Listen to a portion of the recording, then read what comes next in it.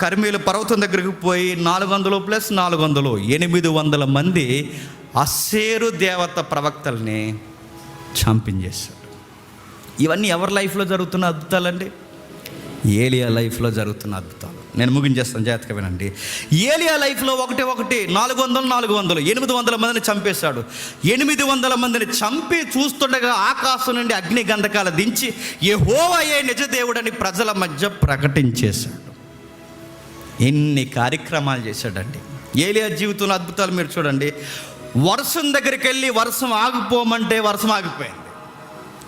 ఆ ఇంటికి వెళ్ళి కరువు ఆగిపోమంటే ఆ కరువు ఆగిపోయింది. ఆ పిండిలో, ఆ తొట్టులోని పిండి అభివృద్ధి పొందింది.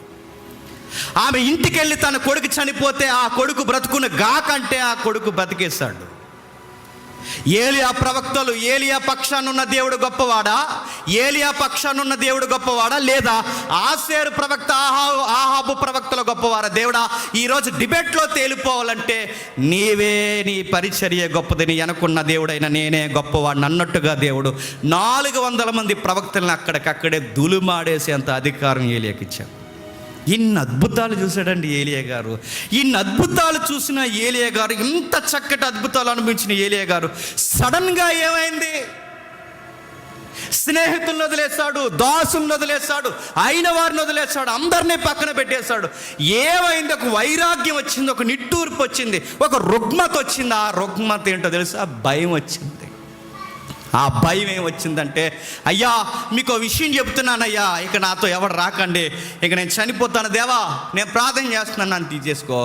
ఆకాశాన్ని ఆపేసినోడు, చావునికి వాయిదా వేసినోడు, పేదరికంలో అద్భుతాలు చేసినాడు, ఇన్ని అద్భుతాలు చేసిన వాడు సడన్గా ఎంతకింత భయపడిపోతున్నాడు. ఎప్పుడు మనం భయపడిపోతాం తెలుసా? ఇప్పుడు భయాన్ని ఇప్పుడే ఈ కళ్ళతో చూడడం మనం స్టార్ట్ చేస్తే భయపడిపోతాం. శ్రమను చూడడం నేర్చుకోండి. ఇప్పుడు శ్రమను ఇప్పటికిప్పుడే మనం చూడడం ప్రారంభిస్తే భయపడిపోతే ఈ శ్రమ మనల్ని భయపెడుతుంది. ఈ శ్రమను కూడా ధైర్యంగా మనం ఎదుర్కోవాలంటే సూత్రం ఉంది. ఈరోజు శ్రమలో నిలబడిన మనం వెనక్కి చూడాలి. ఆ రోజు నా ద్వారా వర్షాన్ని ఆపేసిన దేవుడు ఈరోజు ఇలా గాలి మాట్లాడి నన్ను చంపేస్తాను అంటున్నాడు. వీళ్ళ చావు నాపలేడా? గతాన్ని చూసి చెప్పండి, వర్తమానంలో ధైర్యం తెచ్చుకోవడమే విశ్వాసము. గుర్తుపెట్టుకోండి. నా దేవుడు గొప్ప కార్యాలు చేశాడు. చనిపోయిన బిడ్డను బతికించిన దేవుడు రేపొద్దున వీడు చంపితే నన్ను మళ్ళీ బతికించడా? అంటే గతంలో దేవుడు ఎప్పటి వరకు నాకు ఎన్నో అద్భుతాలు చేసుంటాడు. ఆ అద్భుతాలు చేసినప్పుడు అవి జ్ఞాపకం చేసుకుని ఆ రోజు అద్భుతాలు చేసిన దేవుడు చెప్పండి, ఈ శ్రమలో కూడా దేవుడు నా జీవితంలో అద్భుతం చేస్తాడని ఎవడైతే నమ్మగలుగుతారో వాళ్ళే ధైర్యంగా ఉంటారు. ఏలియా గారికి ఏమైందో తెలుసా? శ్రమ దినాన్న కృంగాడు. చెప్పండి, చేతగానోళ్ళలాగా మాట్లాడుతున్నాడు. శ్రమ దినాన్ని కృంగిపోతే ఏలియా అయినా, నువ్వైనా, నేనైనా శ్రమ దినాన్ని కృంగిపోతే చేతగానోళ్ళం అయిపోతాం. ఏలియంతా ప్రవక్త సవాలుకి మారిపోయారు. ఆయన నిలబడితే ఎవరైనా సరే యెహోవాని మొక్కాల్సినంత గంభీరమైన ప్రసంగికుడు. ఆయనేంటి ఇలా మాట్లాడడం? కర్మేలు పర్వతానికే చెమట పట్టించిన మహావీరుడు సూర్యుడు ఎంతకింత భయపడుతున్నాడంటే గతము టెన్షన్లో బహుశా జ్ఞాపకం చేసుకోవడం మానేశాడు. వెళ్ళిపోయి ఏం చేస్తున్నాడు చూడండి. 19వ అధ్యాయం ముగించేద్దాం. 19వ అధ్యాయం 4వ వచనం. 4వ వచనం. తాను ఒక దిన ప్రయాణం అంత అరణ్యంలోనికి పోయి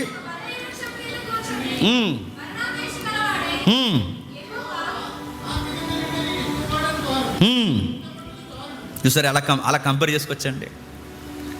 నా పితరుల కంటే ఎక్కువ వాడిని కాదు, అలా ఎక్కువ వాడిని కాదు, ఒకవేళ తగ్గించుకోవడానికి చేసుకుంటే పర్లేదు, కానీ ఇంక నాకు సేవే వద్దన్నట్టు మాట్లాడుతున్నాడు. చూడండి, ఎందుకు ఏలియా సేవనే బాగా చిన్న మినిస్ట్రీ 17, 18, 19 ఈ చిన్న అధ్యాయంలో ఒక గంభీరమైన మినిస్ట్రీ, చిన్న మినిస్ట్రీగా ఒక గంభీరమైన మినిస్ట్రీని చేసిన ఈయన ఎందుకు ఇలా తన మినిస్ట్రీని పాడు చేసుకుంటున్నాడు? భయం, రుగ్మత.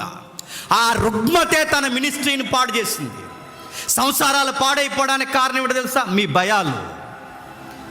మీ ఆరోగ్యాలు పాడైపోవడానికి కారణం ఏంటి చెప్పండి? మీ భయాలు, మీ రుగ్మతలు. కొన్నిసార్లు మన జీవితంలో చావే సుఖంగా ఎందుకు అనిపిస్తుంది తెలుసా? భయాలు. ఏలీ గారి జీవితంలో ఎందుకు తన మినిస్ట్రీ పాడైపోయిందంటే కారణం ఇదే. ఆయనకు రుగ్మత వచ్చింది, బాధ వచ్చింది, ఏడుస్తున్నాడు, బాధపడిపోతున్నాడు. దేవా నన్ను తీసుకెళ్ళిపో అంటే దేవదూతను పంపాడు. దేవదూత తట్టి లేపి లే భోంచేయి అన్నది దేవదూత. అక్కడికి వచ్చి భోంచేయి అన్నదంటే ఈయన భోజనం చేయడం చెప్పండి మానేస్తాడు. నిద్రపోతున్నాడు, ఎక్కడో గృహంలో దాక్కుంటున్నాడు, ఎక్కడికో పోయి అక్కడెక్కడో ఉంటున్నాడు, నిద్రపోతున్నాడు. దేవుడు ఏలీ ఏంటి ఇలా అయిపోయాడని ఒక దృశ్యం చూపించాలనుకున్నాడు దేవుడు. ఏలియా ఇలా అన్నితో కొంచెం నేను పర్సనల్గా మాట్లాడాలనుకుంటున్నాను. ఏంటి పరిగెడుతున్నావు, ఎక్కడికి పరిగెడుతున్నావు? అయ్యా దేవా యెహోవా నీకు ఒక విషయం చెప్పాలి. యెహోవా కొరకు మహారోషము గలవాడిని నేను ఒక్కడినే మిగిలి ఉండగా నా ప్రాణము కూడా తీసుటకు ఆ యెజెబెలు ఆహాబు చూచున్నారు. నేను దానిని బట్టి పరుగులు చేస్తున్నాను. అందుకైనా నీవు పోయి పర్వతం మీద యెహోవా సముఖం ముందు నిలిచి ఉండమని సెలవిచ్చెను. అంతటా యెహోవా వైపున సంచరించగా బలమైన గాలి లేచెను. యెహోవా భయమునకు పర్వతములు బద్దలైన, శిలలు చిన్నాభిన్నములైన కానీ యెహోవా గాలి దెబ్బ యందు ప్రత్యక్షము కాలేదు. గాలి పోయిన తర్వాత భూకంపం కలిగని కానీ ఆ భూకంపమందు యెహోవా ప్రత్యక్షము కాలేదు. ఆ భూకంపం అయిన తర్వాత మెరుపు పుట్టని కానీ ఆ మెరుపునందును యెహోవా ప్రత్యక్షం కాలేదు. ప్రత్యక్షం కాలేనప్పుడు ఇన్ని ప్రోగ్రామ్స్ ఎందుకు? నా ప్రశ్న అర్థమవుతుందో లేదో? గాలి వచ్చిందట, గాలిలో ప్రత్యక్షం అవ్వలేదట. భూకంపం వచ్చిందట, భూకంపంలో ప్రత్యక్షం అవ్వలేదట. మెరుపు వచ్చిందట, మెరుపులో ప్రత్యక్షం. మరి ప్రత్యక్షం కాలేనప్పుడు ఎందుకు భూకంపం, ఎందుకు భయంకరమైన సుడిగాలి, ఎందుకు అంత పెద్ద మెరుపు? యెహోవా ప్రత్యక్షం కాడానికి కాదు, నీ కళ్ళు ప్రత్యేకముగా చూడాలని నీకు చూపిస్తున్నానని దేవుడే ఏలియాకు చూపిస్తున్నాడు. ఏమని చూపిస్తున్నాడు? గాలి వేస్తుంది ఏలియా, ఆహాబు కౌరు పంపాడు నీకు, యెజెబెలు కౌరు పంపింది, రేపు ఈ టైంకి 24 గంటల్లో నీ గొంతులో ప్రాణం ఉండకుండా తీసేస్తానని వాళ్ళు సవాల్ చేశారుగా. నేను అడుగుతున్నాను, గాలినే శాసిస్తున్న వాడిని, గాలినే అదుపు చేస్తున్న వాడిని, గాలినే వికసింపజేస్తున్న వాడిని, గాలిని నేను స్పందింపజేస్తే వాళ్ళ గాలి మాటలు నెరవేరతాయా? ఏలియాకి చెప్పకపోయిన అద్భుతాన్ని బట్టి అర్థమైపోలేదు, ఎందుకంటే ఆయన ప్రవక్త. నీకు నాకు అంటే వివరణలు ఇవ్వాలి, కానీ కొన్ని విషయాలు ప్రవక్తలు చూసిన వెంటనే అంచనా వేసేయాలి. మర్మాలు వాళ్ళకి తెలిసిపోవాలి, ఏలియాకి తెలిసిపోవాలి. గాలి వేసింది, గాలితో ఎవరిని చూడాలి? గాలి ముందు ఆహాబు ఎంత, గాలి ముందు సుడిగాలి ముందు యెజెబెలు ఎంత, గడ్డి పరకలాంటిది ఎగిరిపోతే. గాలినే శాసిస్తున్న యెహోవా నా పక్షమునుండగా నేను ఎలా భయపడవలనని ఫస్ట్ పేజ్లో అనుకున్నాడు దేవుడు. గాలి వచ్చింది, వెళ్ళిపోయింది. అలాగే చూస్తున్నాడు ఎవరు? ఏలియా. నెక్స్ట్ మరలా కాళ్ళ కింద ఉన్న భూమి కదిలిపోయింది. ఆ భూమి ఒకేసారి పర్వతం కంపించింది, భూకంపం వచ్చింది. భూకంపం ముందు ఏలియాకి అర్థం అవ్వాలి, కిందనున్న భూమి కదిలితే ఆహాబు కోటంతా, యెజెబెలు మాటంతా. భూమిని శాసించగలగ యెహోవా అని నీ పక్షమునున్నాను ఏలియా అని సింబాలిక్గా ఏలియాకు చెప్తున్నా. ఏలియాకు మళ్ళీ అర్థం అవ్వలేదు, అలా చూస్తున్నాడు. మళ్ళీ దేవుడు మెరుపు పుట్టించాడు. మెరుపు ముందెంత? ఒక మెరుపు మెరిస్తే, నేను చదివినప్పుడు నాకు గుర్తుంది, ఒక మెరుపు మెరిస్తే కొన్ని నెలలు ఇండియాకి కరెంట్ ఇవ్వచ్చట. కొన్ని నెలలు అంత పవర్ ఉంటుందంట మెరుపులో. అలాంటి హై వోల్టేజ్ మెరుపు మెరిసినప్పుడు ఆ మెరుపు ముందు యెజెబెలు ఎంత, ఆహాబు ఎంత? మెరుపు వచ్చినప్పుడు మెరుపు ముందు వాళ్ళెంత, గాలి ముందు వాళ్ళెంత, భూకంపం ముందు వాళ్ళెంత అని కంపేర్ చేసుకునే, దేవా ఈ గాలి ముందు వాళ్ళు నిలబడలేరు, భూకంపం ముందు వాళ్ళు నిలబడలేరు, ఇదిగో మెరుపు ముందు వాళ్ళు నేను నిలబడుతున్నాను ప్రభువా నీ పక్షం, ఎందుకంటే నువ్వు భూమిని శాసించగల దేవుడు అని ధైర్యం తెచ్చుకుంటాడేమో అని దేవుడు ఇన్ని ఈవెంట్లు చేస్తే మొత్తం చూసి అన్నాడట. మళ్ళీ కథ మొదటికొచ్చి, నేను ఒక్కడనే బతుకున్నాను ప్రభువా, అందరూ బాగానే ఉన్నారు ప్రభువా, నాకు ఒక్కడికే రోసం ఉంది ప్రభువా, ఎవ్వరికీ రోసం లేదు ప్రభువా, నన్ను చంపేస్తానన్నారు ప్రభువా 24 గంటల్లో, అందుకే పరిగెడుతున్నాను ప్రభువా అంటే పరలోక సింహాసనం మీద దేవుడు ఫీలింగ్ ఏముంటుందో ఒకసారి మీరు ఎక్స్పెక్ట్ చేయండి. అయ్యో ఏలియా, శ్రమ దినాన్న కృంగిపోయావు, చేతగాని మాటలు నీ నోటంట వచ్చేస్తున్నావు. నువ్వు అక్కడే ఉన్నావని ఎందుకు అనుకుంటున్నావు? ఇంకా బయలునకు మోకాల్లోనని వారు నాకు చాలామంది ఉన్నారు ఏలియా. నీకు అర్థం అవ్వట్లేదు. నీ భయం చేతగాని మాటలు వచ్చేస్తున్నాయి నీ నోటంట. నీ భయం గతాన్ని మర్చిపోతుంది. నీ భయం కళ్ళ ముందు అద్భుతాలు కనబడుతున్నా చూడలేకపోతున్నావు. నేను చేతగాను అని చేసి ఇలా మాట్లాడినప్పుడు దేవుడు అన్నాడు, సరే ఇంక లాస్ట్గా ఓ పని చేయి, వెళ్ళి అక్కడ ఒక రాజు ఉన్నాడు యోధా దేశంలో, అతనికి పట్టాభిషేకం చేసే. ఇక లాస్ట్గా నువ్వు మినిస్ట్రీ చేయలేవు నాకు అర్థమైపోయింది. ఒక కుర్రోడు రెడీగా అక్కడ రగిలిపోతున్నాడు. ఆ కుర్రోడి పేరు ఎలీషా.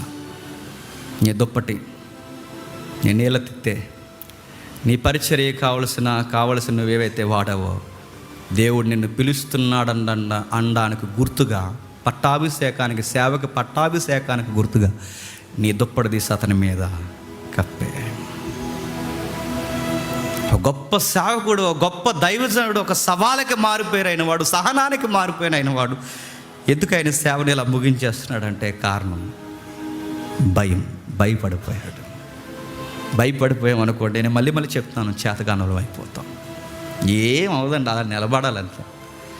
మహా అయితే గుర్తుపెట్టుకోండి, చెప్పండి, ప్రాణం పోతుంది.